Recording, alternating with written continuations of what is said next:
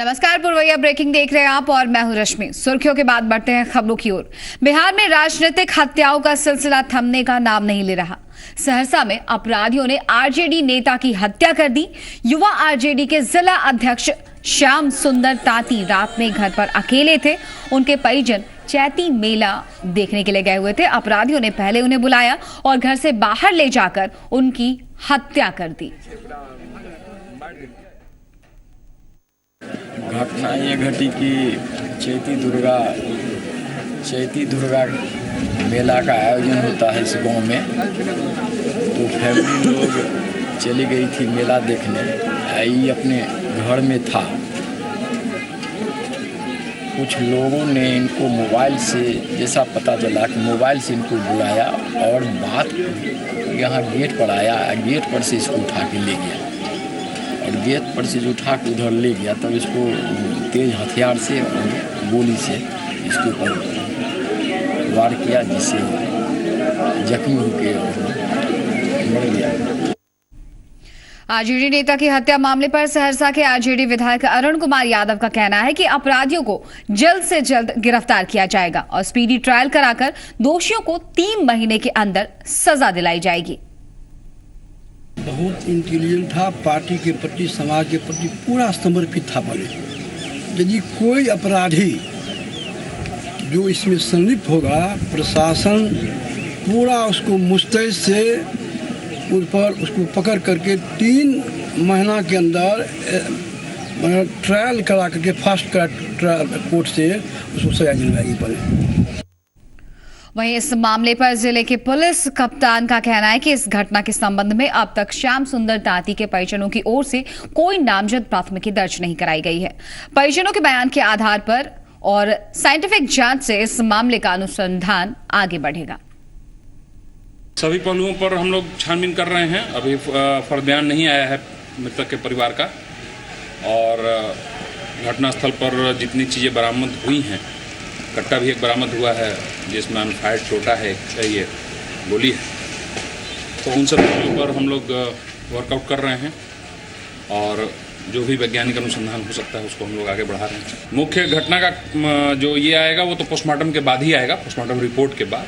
अभी तक यही है कि उनकी हत्या जो की गई है वो चाकू का वार है चेहरे पे। श्याम सुंदर ताती की हत्या के पीछे के कारणों का अब तक खुलासा नहीं हो पाया, लेकिन इस घटना के बाद बिहार में कानून के राज पर सवाल जरूर खड़े हो गए हैं, क्योंकि पिछले कुछ महीनों में कई नेताओं को अपराधियों ने अपना निशाना बनाया है। तो इस वक्त सीधे रुख कर लेते हैं सहरसा, जहां हमारे जी मीडिया संवाददाता मुकेश कुमार सिंह जुड़ गए हैं फोन लाइन पर। मुकेश, आरजेडी जिला अध्यक्ष की हत्या कर दी गई है। फिलहाल इस मामले में क्या अपडेट्स मिल रहे हैं आपको? पुलिस किस एंगल से इन्वेस्टिगेट कर रही है? निश्चित रूप से जिस तरह से सत्ताधारी दल के नेता की हत्या हुई है तो सवाल खड़े हो रहे हैं रश्मि पुलिस प्रशासन पर भी और कानून व्यवस्था पर भी। जाहिर सी बात है कि पुलिस दबाव में है और चुनौती है पुलिस के लिए, लेकिन इलाके में इस हत्या से सनसनी है और आगे पंचायत चुनाव है तो कई तरह के से कयासों का बाजार गर्म है। पंचायत चुनाव से भी लोग इस हत्या को जोड़ रहे हैं या फिर राजनीति से इतर कोई और वजह रही है इस हत्या की, तो तमाम चीजों पर पुलिस की भी नजर है और जो परिजन है उनकी भी नजर है, स्थानीय लोगों की नजर है। लेकिन इस हत्या ने निश्चित रूप से जो है सहरसा इलाके में दहशत का माहौल बनाया है और पुलिस के लिए चुनौती है। और मैं रश्मि इशारा करना चाहूंगा, सहरसा पुलिस की जो कार्यशैली रही है वह बिगड़ेल रही है। तमाम बड़ी जितनी घटनाएं घटी है उसको पटाक्षेप करने में पुलिस नाकाम रही है, तो पुलिस पर एक तरह से भरोसा नहीं है। लेकिन सत्ताधारी दल के नेता की हत्या हुई है तो लोगों को यह जरूर लग रहा है कि इसमें राजद के साथ साथ जदयू के नेता भी हस्तक्षेप करेंगे और मामले का जो है फलाफल आएगा, पटाक्षेप होगा। रश्मि जी, तो फिलहाल इलाके में दहशत का माहौल है, अपराधियों के निशाना बने हैं आरजेडी नेता, उनकी हत्या कर दी गई है। तो पुलिस के लिए भी एक बड़ी चुनौती है कि इस मामले का खुलासा जल्द से जल्द कैसे हो और कब तक हो। आप नजर बनाए रखें मुकेश, अपडेट्स के लिए जुड़ेंगे आपके साथ। फिलहाल इस जानकारी के लिए बहुत बहुत शुक्रिया आपका। आगे बढ़ेंगे। रामनवमी के दिन 2 गुटों में झड़प के बाद स्टील सिटी बोकारो में स्थिति अब सामान्य है। आज सुबह 5 बजे से 11 बजे तक 4 थाना इलाकों में कर्फ्यू में ढील दी गई है। ढील के दौरान सेक्टर 12, माराफारी, बालीडीह और स्टील सिटी थाना इलाके में स्थिति सामान्य रही। कहीं से कोई अप्रिय घटना की सूचना नहीं है। बता दें आपको कि आज 6 घंटे की ढील के दौरान लोगों ने अपनी जरूरत के कामों को निपटाया। इलाके में शांति बनाए रखने के लिए अतिरिक्त पुलिस बल को तैनात किया गया है। इसमें आला अधिकारी लगातार कैंप कर रहे हैं। आज डीसी के नेतृत्व में शांति समिति की बैठक भी आयोजित की गई है, जिसमें पुलिस प्रशासन के अधिकारियों के अलावा दोनों गुटों के लोग शामिल होंगे।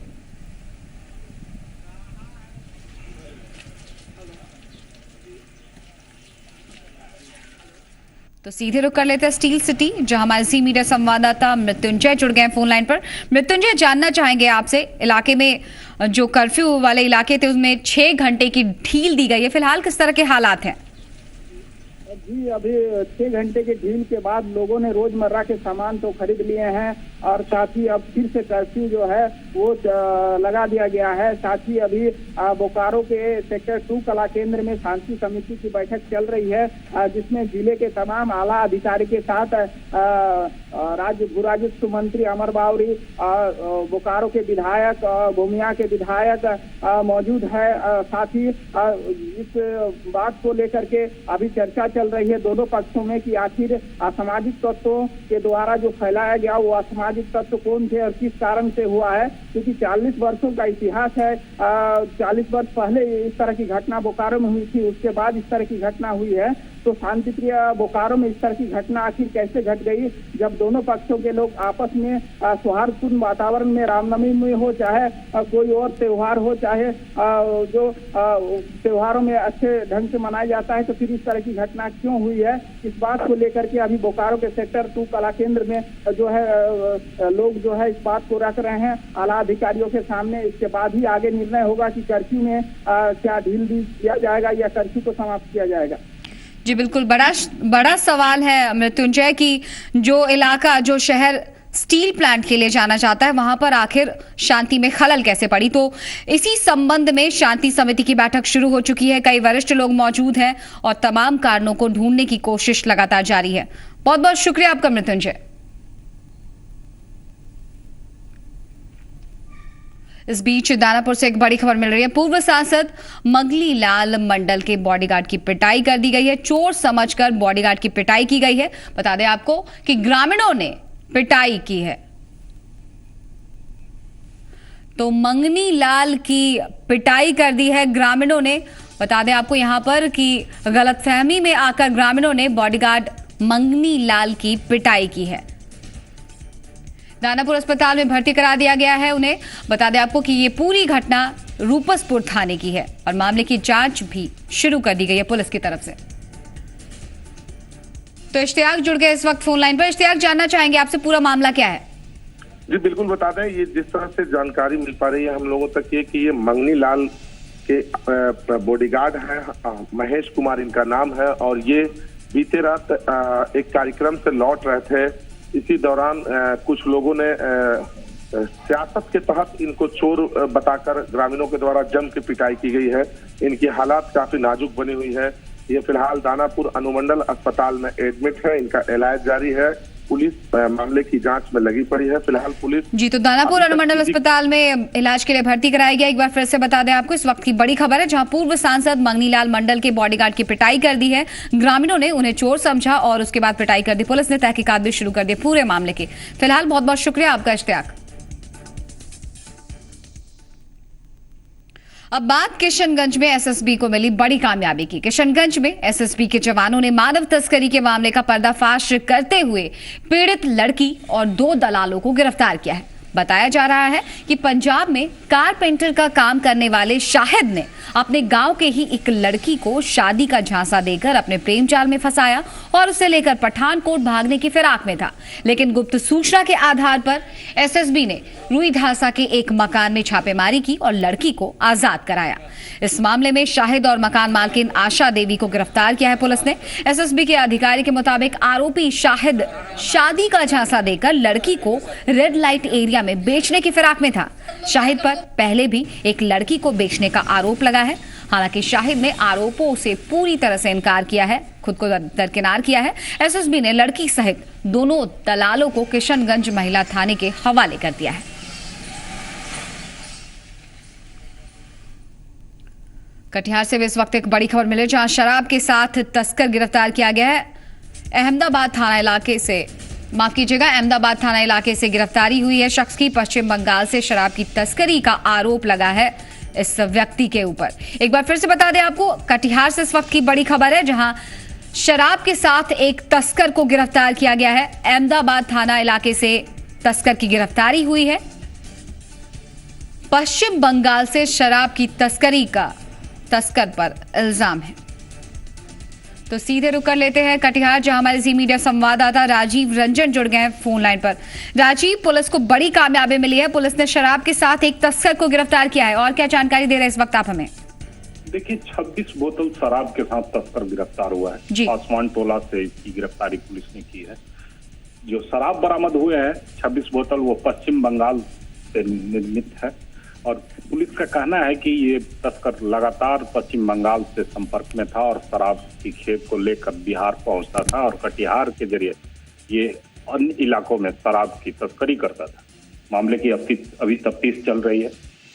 तफ्तीश के बाद खुलासा होगा कि इसके और कई सदस्य हैं जो इसमें संलिप्त हैं। तो राज्य में 5 अप्रैल से पूर्ण शराबबंदी है। हालांकि शराब जब्ती का सिलसिला थमने का नाम नहीं ले रहा। इसी कड़ी में कटिहार से आज शराब के साथ एक तस्कर को गिरफ्तार किया गया। फिलहाल इस जानकारी के लिए बहुत बहुत शुक्रिया आपका राजीव। अगली खबर देवघर से मिल रही है, जहां झारखंड में शराबबंदी के संकेत मिल रहे हैं। प्रदेश बीजेपी अध्यक्ष का यह बयान है, सरकार सही समय का इंतजार कर रही है। तो बड़ी खबर मिल रही है इस वक्त देवघर से। प्रदेश बीजेपी अध्यक्ष ने एक बड़ा बयान दिया है, सरकार सही समय का इंतजार कर रही है। तो शराबबंदी को लेकर झारखंड में एक संकेत मिल रहा है। प्रदेश बीजेपी अध्यक्ष ने एक बड़ा बयान दिया है। बीजेपी अध्यक्ष ने कहा है कि सरकार शराबबंदी को लेकर सही समय का, सही वक्त का इंतजार कर रही है। तो दीप नारायण इस वक्त जुड़ गए हैं फोन लाइन पर। दीप, प्रदेश बीजेपी अध्यक्ष ने एक बड़ा बयान दिया है शराबबंदी को लेकर। उनका साफ तौर पर कहना है कि सरकार सही समय का इंतजार कर रही है। तो क्या जो बिहार में जो बड़ा फैसला लिया गया शराबबंदी को लेकर, इस तरह का फैसला झारखंड में भी लिया जा सकता है आने वाले दिनों में? जी बिल्कुल। देखिए, जिस तरह से ये बयान आया है, इस बयान के पीछे सबसे बड़ी वजह यह थी कि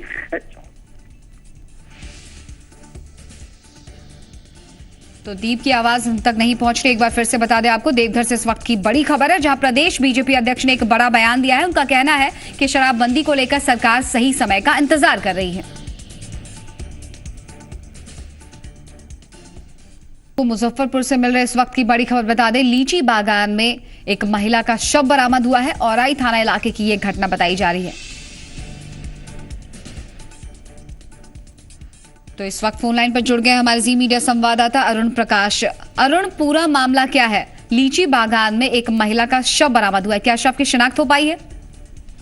औराई थाना क्षेत्र के पर्री गांव में लीची गाछी में एक महिला का शव मिला, जिसकी पहचान स्वर्गीय शिवजीत दास की पुत्री राधिका के रूप में हुई है।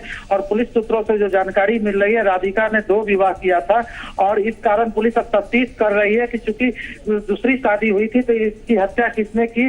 और चूंकि जो शव प्राप्त किया है पुलिस ने, उसमें सीधे तौर पर धारदार हथियार का जख्म है। ऐसे में पुलिस अब तफ्तीश कर रही है और पोस्टमार्टम के लिए शव भेज दिया है। पोस्टमार्टम रिपोर्ट आने के बाद स्पष्ट हो पाएगा कि हत्या कैसे की है और पुलिस इस बात की तफ्तीश करेगी कि हत्या किसने की है।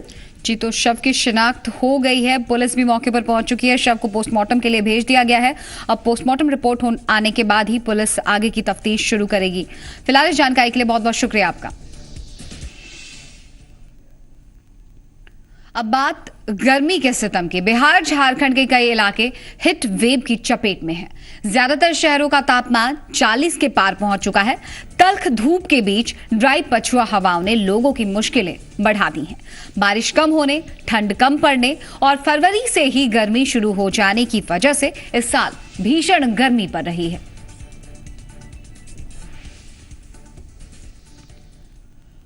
भीषण गर्मी का असर राजगीर के गर्म जल के झरनों और कुंड पर भी देखने को मिल रहा है। ब्रह्मकुंड, सप्तधारा, सूर्यकुंड समेत कई कुंड और झरने सूखने की कगार पर पहुंच चुके हैं। अगर हालात यही रहे तो इसका असर पर्यटन उद्योग पर भी पड़ सकता है।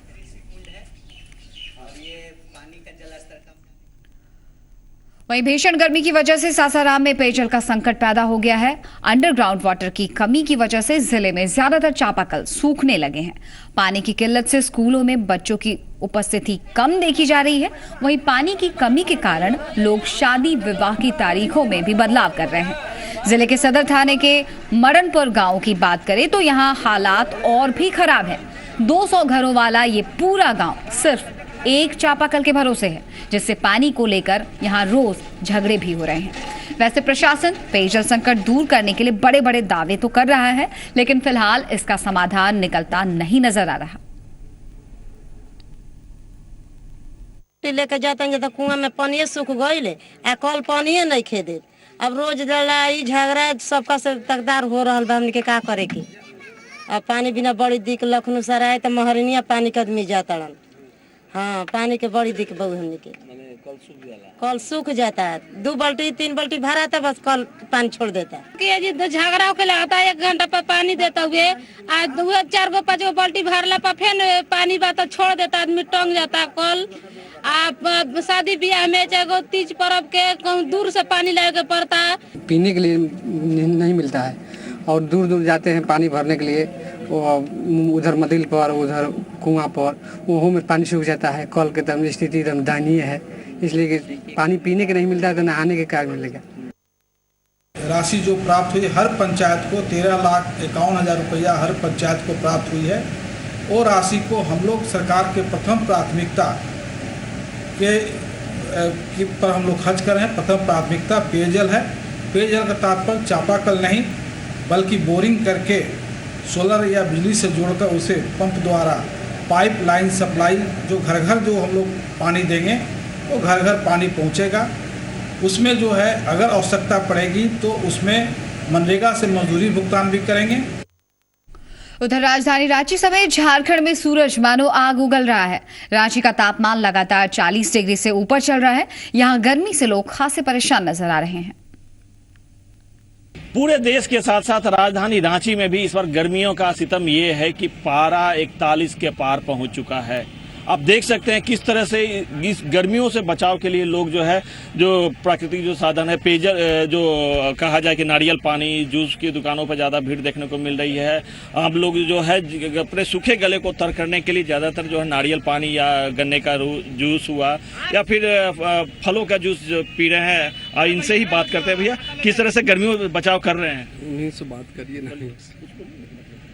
किस तरह से अपने गर्मियों से बचाव कर रहे हैं? क्या बताएं, तो कुछ नहीं बता पा रहे हैं। किस तरह से सर गर्मियों से बचाव कर रहे हैं, क्या कुछ कर रहे हैं खास? जी हाँ, गर्मी से बचने के लिए सबसे अच्छा उपाय तो आपका नारियल पानी है, जिसे हम लोग रोजाना लेना पसंद करते हैं। इससे बॉडी डिहाइड्रेट नहीं होता है। और आप आम का पन्ना भी यहाँ पे बहुत मिलता है, बेल का शरबत है, ये सब बहुत सारी चीज़ अवेलेबल है जिससे आप गर्मी का बचाव कर सकते हैं। हालांकि इस बार रांची में गर्मी बहुत पड़ रही है तो लोगों को पहले की अपेक्षा में थोड़ी परेशानियाँ ज़्यादा हो रही है।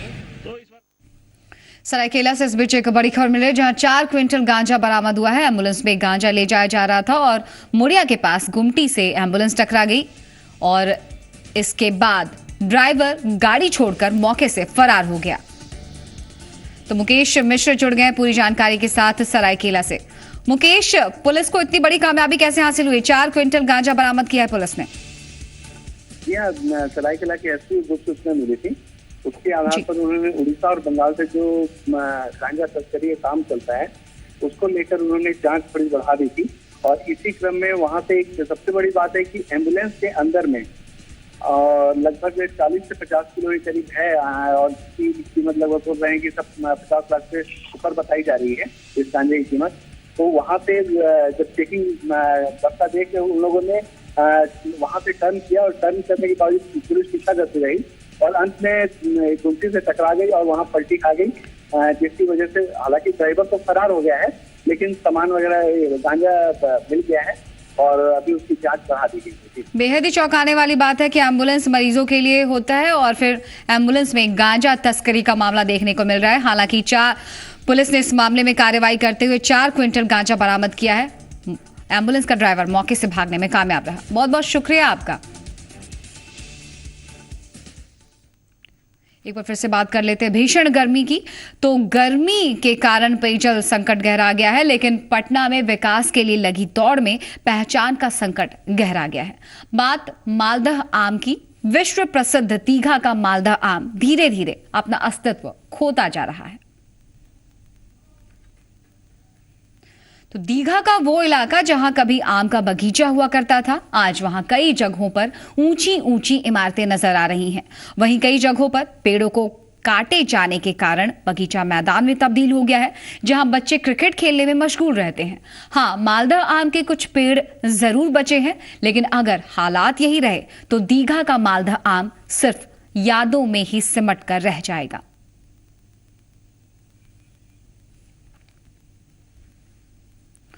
तो सूने बगीचे की तस्वीर दिखला रहे हैं जी मीडिया संवाददाता आनंद अमृतराज।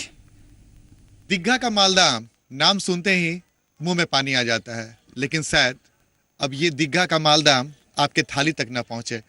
इस वक्त मैं जहां पे खड़ा हूं वो दीघा का वो इलाका है जो एक समय आम के पेड़ों से भरा रहता था, लेकिन आज हालात क्या है आप देखिए, हम आपको दिखाने की कोशिश कर रहे हैं। चारों तरफ खुला हुआ मैदान और बमुश्किल से कुछ बचे हुए दीघा का मालदह आम का पेड़, और कई सारे पेड़ सूख चुके हैं और कई सारे ऐसे पेड़ हैं जो सूखने के कगार पे हैं। ये वो इलाका है जहां पे हजारों की संख्या में आम का पेड़ था जिसे दीघा का मालदह आम कहा जाता था, और इसके स्वाद की स्थिति ये थी कि न सिर्फ बिहार में बल्कि पूरे देश में अपने स्वाद के लिए जाना जाता था। कुछ पेड़ बहुत मुश्किल से बचे हुए हैं, ठीक हमारे दाहिनी ओर देख रहे हैं, कुछ बाउंड्री वाल करके कुछ लोगों ने बहुत मुश्किल से कुछ मालदह दीघा का मालदह आम को बचाया। लेकिन आज स्थिति यह है कि जिस जगह पे आम का बगीचा होना चाहिए था वहाँ पे क्रिकेट का मैदान बन गया और छोटे छोटे बच्चे वहाँ पे अब क्रिकेट खेलने लगे। कुछ ऐसे भी बच्चे हैं जिन्होंने बचपन गुजारा है यहाँ पे और दीघा का मालदह आम का टेस्ट लिया है। पहले ये बताओ, दीघा का मालदह आम का टेस्ट कैसा था? दूध जैसा मीठा मीठा एकदम, दूधिया जो होता ना वैसा मजा आता था। राजकिशोर जी हमारे साथ यहीं के निवासी हैं और इनका बगल में घर भी है। हम दिखाने की कोशिश कर रहे हैं कि ठीक बगल में उनका घर है जहाँ पे कुछ पेड़ लगाए हुए हैं मालदह आम का। राजकिशोर जी, कितने सालों से आप रह रहे हैं यहाँ पे? हम तो यहाँ बचपन से ही है, शुरू से। क्या स्थिति था यहाँ पे आज से कुछ साल पहले तक? यहाँ पर तो यहाँ सिर्फ बगीचा ही था, घर मैंने आने में भी डर लगता था, इसमें इतना घनघोर बगीचा था। अच्छा। एकदम बिल्कुल अंधेरा रहता था। तो ये कितने सालों से ये इसकी स्थिति ऐसे खराब होती चली गई? ये करीब हमको लग रहा है कि 20 साल हो गया।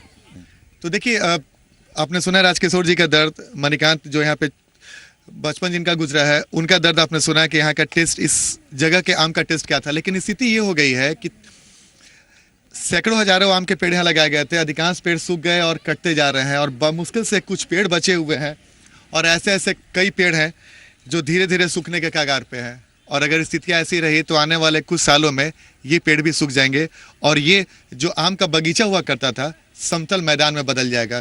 कैमरामैन गंधर्व के साथ आनंद अमृता, जी मीडिया, दीघा। बढ़ते अगली खबर की ओर। अग्निशमन सुरक्षा सप्ताह मनाया जा रहा है। इस मौके पर पटना में जागरूकता दौड़ का आयोजन किया गया है। बिहार विधानसभा के अध्यक्ष विजय कुमार चौधरी ने इस दौड़ को हरी झंडी दिखाकर रवाना किया। इस दौड़ में अग्निशमन विभाग के कर्मियों और अधिकारियों के अलावा बिहार पुलिस और होमगार्ड के जवान के साथ साथ छात्र छात्राओं ने भी हिस्सा लिया। जागरूकता दौड़ के जरिए लोगों को गर्मी के मौसम में आगजनी की घटनाओं से बचने की सलाह दी गई। बहुत अच्छी बात है कि विभिन्न संस्थानों द्वारा मिलकर जो बिहार पुलिस का फायर ब्रिगेड ब्रांच है उसके कोऑर्डिनेशन से ये अग्नि सुरक्षा सप्ताह मनाया जा रहा है। यह भी मेरे ख्याल से जागरूकता फैलाने में काफ़ी न सिर्फ सहायक होगा बल्कि प्रभावी होगा। अब बात राहगिरी डे की, तो रांची में आज भी राहगिरी डे का आयोजन किया गया। राहगिरी डे को लेकर लोगों में जबरदस्त उत्साह देखा गया। लोग सड़क पर एक्सरसाइज, खेल, म्यूजिक, डांस, साइकिलिंग और स्केटिंग का मजा लेते नजर आए।